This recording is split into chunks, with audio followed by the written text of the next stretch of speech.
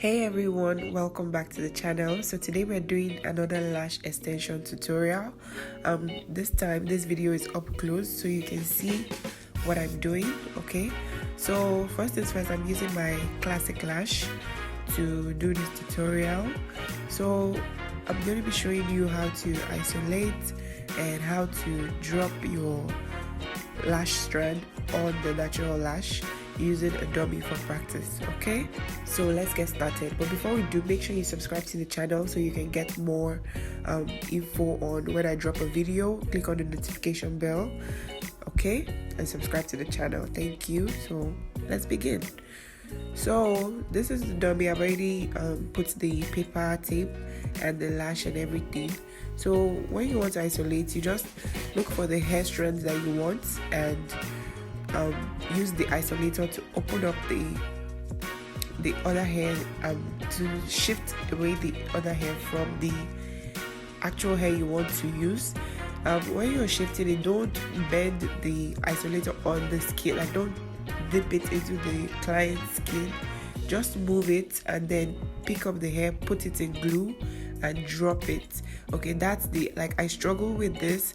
You have to drop it on the lash so that it stands. Okay, if you try to put it yourself, it can shift and you just have to keep practicing. So just drop it and it will attach to the natural lash itself. So that's how I figured it out, and that's why I keep practicing so that I can get better. The more you practice, the more you get better. Okay, you isolate, you pick your lash and you drop, period. That's how it's done. Okay, so keep practicing, keep doing it. I'm going to still show you an up close look. And also another tip is, when you're doing this, try and reduce the amount of glue that's on the lash strip so that it doesn't get into the client's eyes and it doesn't gum other lash around it. That's other lashes that are by the side.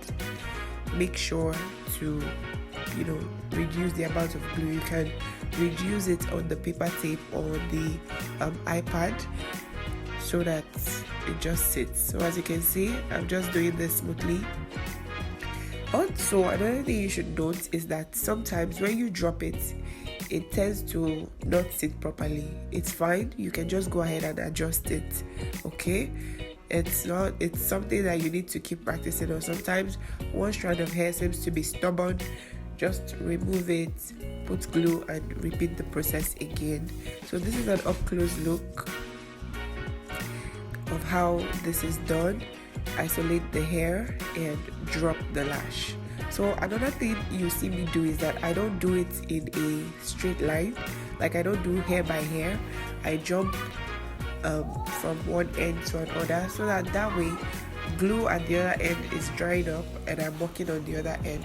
So that's why you need to do your lash mapping so that you know what length of eyelash strand you're using.